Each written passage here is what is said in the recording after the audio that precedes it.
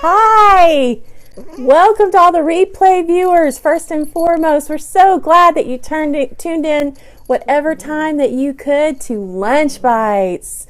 Good afternoon, and thanks for joining us today on this edition of Lunch Bites on this Monday, April the 11th. I am Cindy Roadman, filling in for my beautiful daughter who is sick today, and we have a special guest with us. This is Lucy. Say hi, everybody, Lucy. There's her hello. Today is National Pet Day. We have already taken some time to have some selfies with Lucy, and I have a little kitty at home myself, and so we had some selfie time and some lovins. Lucy's going to get some special treats for being on the broadcast today. Say bye, everybody. Bye. If you have a pet, seriously, I do hope that you will go over and, well, hey there, Chelsea's mommy. Aren't you guys sweet? Chelsea's out sick today, so I'm going to do her lunch bites for her. Yeah, I hope that you will pardon, first of all the fur all over my shirt, and also the fact that I am not as good at this as she is. Let's get on to our stories for today. That's a lie. I'm actually here. I just can't talk, and she's great, so watch her. Okay, you heard it from her first, folks. All right.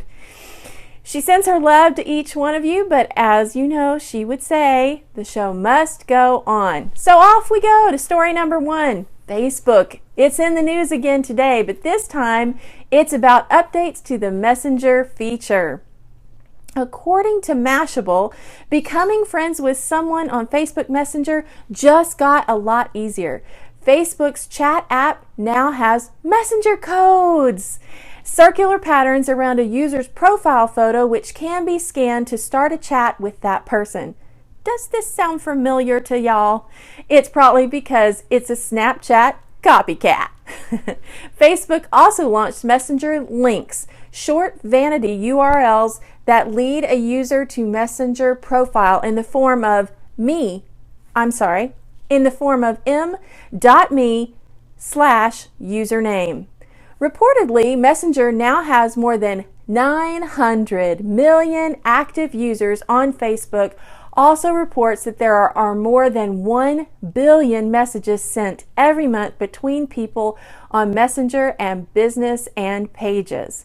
However, I fully expect these numbers to skyrocket once the new update to Facebook is live, or Facebook Live are fully rolled out and familiar Messenger button at the bottom of our home screen is gone and replaced with the Facebook Live icon. Users will now be forced to use the once optional second app, Facebook Messenger. Y'all have to excuse me for a second. I now have Lucy fur all over me. Rather than sneeze on you, I thought I might try to move it from my face. Story number 2. Speaking of staring at that fifth appendage we now all have, our smartphones, CNET is reporting that your phone's screen is ruining your sleep. I started to say ruling your sleep. On CNET's You're Doing It Wrong series, the host explains that staring at your phone screen might be hazardous for your sleep unless you change the color temperature. Apple is working to change this with the night shift feature recently released in its iOS 9.3 update. Apple claims many studies have shown that exposure to bright blue light in the evening can affect your circadian rhythms and make it harder to fall asleep.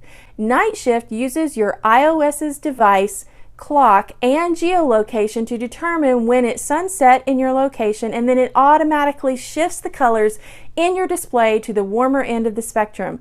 In the morning, it returns the display to its regular settings. All of this information can be found on Apple's website along with the well wishes of pleasant dreams. I have to say, on this particular story, I really do enjoy that feature. I have updated my phone and it is a lovely feature to have. On to story number 3. While some of us have self-control to put our phones down, I am not one of them.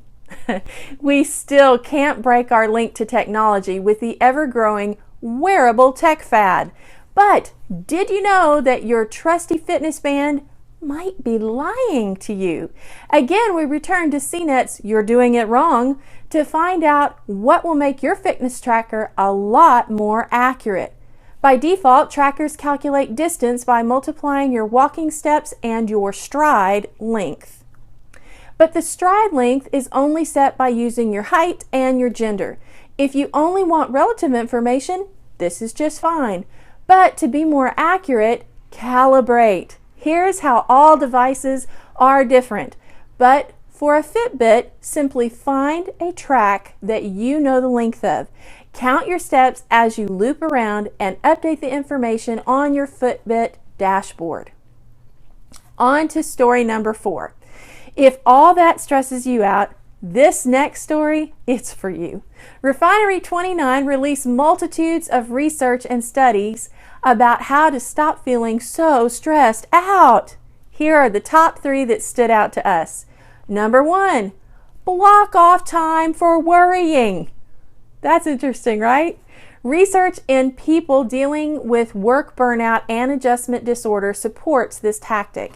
In one 2011 study, researchers found that people dealing with intense stress who set aside 30 minutes a day to just sit and worry were better at coping with their problems. The key, they confined their worrying to just that 30 minutes.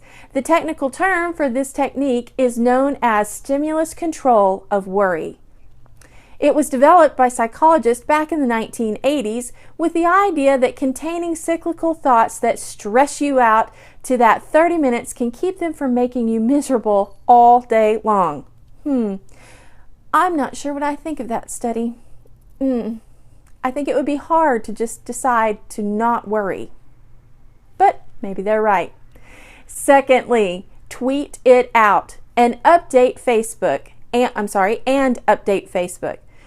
Shoot off some emails. And don't forget to send some snaps too. A 2015 study from the Pew Research Center found a link between these internet habits and lower stress levels for women, but not men. More specifically, after surveying almost 2,000 adults about their stress as well as their internet usage, the researchers found that women who use Twitter several times per day, sends or receives 25 emails per day, and shares 2 digital pictures through her mobile phones per day scores almost 25% lower on our stress measure than do women who do not use the technologies at all. Wow. And number 3, stop watching the news, except for this broadcast. Had a vicious day at work? Turn off the TV and put down Twitter. Now wait a minute, I'm confused. To tweet or not to tweet? That is the question. This is stressing me out. Pull it together. No, it's not stressing hour. That's not until 10. Wait, that's 9 hours away. What am I going to do? Whew, I need a break. So let's take a commercial break right here. All right, let's pause here for a really exciting announcement. As you know, Chelsea Roadman is in public relations and branding for social media, and she will be teaching a Scopenar. You got it. It's her top 10 Periscope tips and hacks that you just can't live without. It will be this Thursday, April 14th at 7:30 Central Time on Periscope, of course. What do you have to do to join? It's easy. 3 very simple steps. Number 1, follow her on Periscope on this channel at Chelsea Roadman. Number 2, she will follow you back. Number 3, simply pay $10 at cash.me/$Chelsea Roadman and put your Periscope name in the notes section. You'll get a free designed PDF to use for notes that includes her exclusive tips too. I think you guys really don't want to miss out on this Scopenar, as that is going to be cool. All right, let's get back to the news. Story number 5. Has YouTube transformed the beauty industry into more inclusive space? The death of the beauty counter in big box stores, how social media is changing the industry. Makeup is a learned skill. We don't come out of the womb knowing how to sketch on cat eyes or match foundation. Most of us had to seek guidance from a sister, a friend, a stranger behind the beauty counter. These sages walked us through the tricky steps us to the most flattering shades and passed down their makeup wisdom. It was a rite of passage. But now things are changing. The internet and social media have replaced this intimate experience with far more efficient tools. YouTube reports that as of March 2015, more than 1.5 million beauty videos were being uploaded to the site per month globally. That's more than 3 times the number the site saw around the same time in 2013. Representatives over at YouTube also told Refinery 29 that people in the U.S. watched more than 600 million hours of beauty videos in 2015. Makeup tutorials account for over half of the 200 most watched beauty videos. The routines are a big percentage of what viewers are caring about, says Teresa Moore, VP of Customer Service at Pixability. The times when you, the YouTuber, is taking to their audience and interacting, these are the videos that get the highest engagement rates. So, is the digital age slowly turning us all into image-obsessed robots with no self-esteem? Probably not.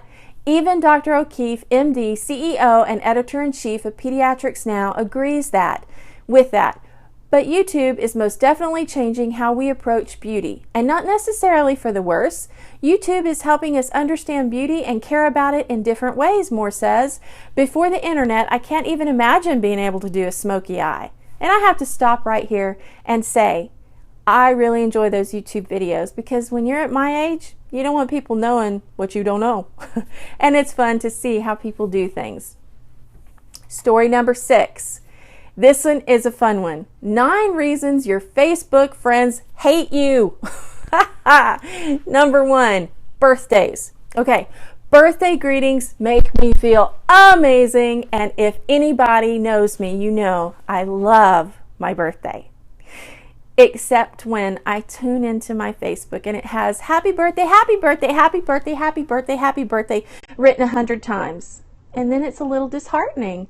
There's even a feature through Facebook that allows the users to have their Facebook friends' birthdays sent to them via text message, SMS text messaging, and you can push the number 1 and it will alert the person that you said happy birthday. That's all you had to do was push the number 1.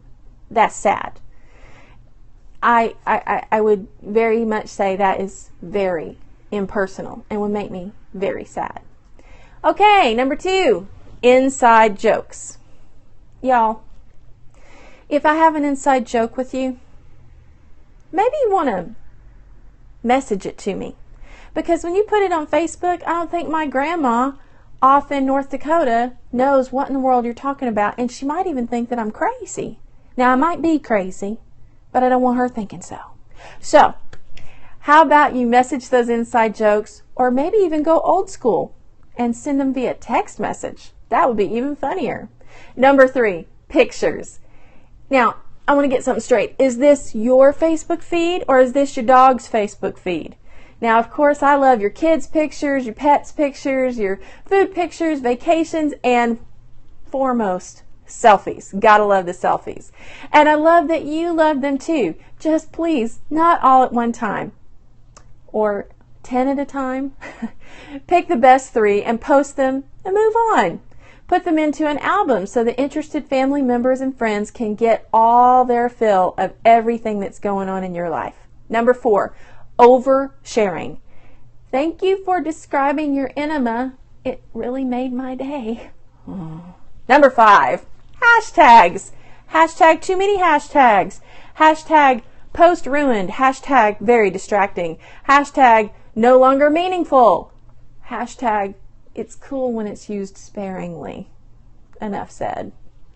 Number 6, movement stance posts. Now y'all, I know who you're voting for. I know that many of you love Donald Trump, some of you love Hillary Clinton, and all the other candidates. But I don't need it plastered all over my Facebook all day long. I love Jimmy Kimmel. He's funny. But I have seen every single stand-up comedy routine about the election. So, now we're moving on, and just requesting that you not have quite so many. Number 7, facts. It might be a good idea if you check your facts before you post on Facebook. Also, actually read the story and make sure that you are not unwittingly endorsing a hate monger or an out and out some sort of stupidity. We wouldn't want that. That'd make Grandma think you're even dumber. When in doubt, check it out on snoops.com. They'll help you out a lot. Number 8, humble brags or just plain out bragging? Yes, your kid is a genius, and it's terrific that you lost all that weight running and your life is so great. Being you must be amazing all the time. But could you just, for those of us who aren't quite as amazing, dial it down just a little bit? Number 9, humanity.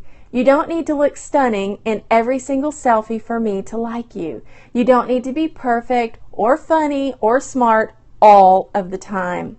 In fact, please be real once in a while. Remind me who I was friends with in the first place because, I liked you. Thanks for tuning in today. This edition of Lunch Bites has been brought to you on Monday, April the 11th, 2016. I'm Cindy Roadman at Sing 5678, standing in for the very sick Chelsea Roadman. She plans to be back tomorrow for you guys. I hope you have a great day. Be kind to one another. Bye.